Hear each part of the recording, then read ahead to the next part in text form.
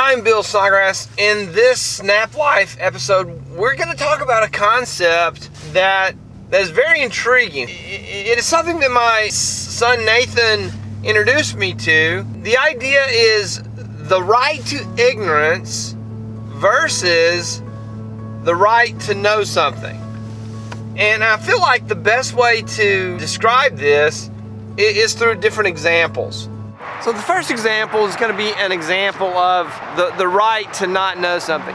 Let's suppose that you're in a relationship with someone and things kind of hit a bumpy spot, and you go to your sister and you say, yeah, we're in a kind of a bumpy spot, and your sister, trying to be supportive, says something like, well, you know, that person is a loser in this first place, and I never really thought they were a good fit for you. And then things smooth out between you and the other person. They don't need to know what your sister said. There is nothing helpful in telling the significant person the thing that your sister said. So this is an example of the right to not know something. It's just one example.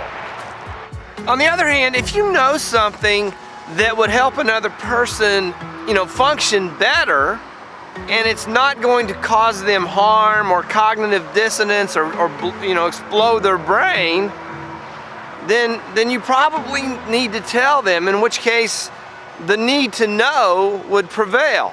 If someone is taking the long road through a process and you know like a way to skip 3 or 4 of the steps, you could tell them that in a way that doesn't offend them and ultimately leads to them living their lives in a better way. So this is a case where the need to know outweighs the right to be ignorant. So when does the right not to know prevail?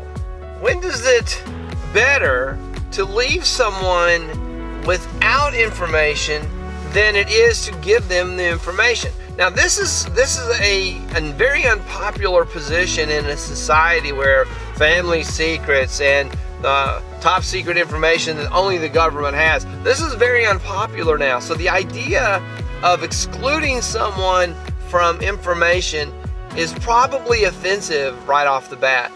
The way that this concept emerged, Nathan was telling me a story where he said, Dad, I realized that some people have the right not to know when, and this is the story he told. He was having a very complicated metaphysical conversation with someone, and at the end of the conversation, they first of all, they didn't understand what he was trying to explain, and secondly, it upset them, and at the end of the conversation, they were in a worse place than when they started. Now that, I think, is the point of the right not to know something. And you analyze before you tell someone something, will this information put them in a position where they are worse off than if you didn't tell them? And also, if they never find this out, will ultimately they come to some kind of harm? If they're not going to come to some kind of harm without this information, and if at the time telling them is going to put them in a worse situation, then you need to probably think long and hard before you break the news to them, before you open their eyes to the truth. Is it going to leave them in a worse place? And if they don't know, will they ultimately come to harm? And ask those questions as you decide whether or not you're going to tell someone something.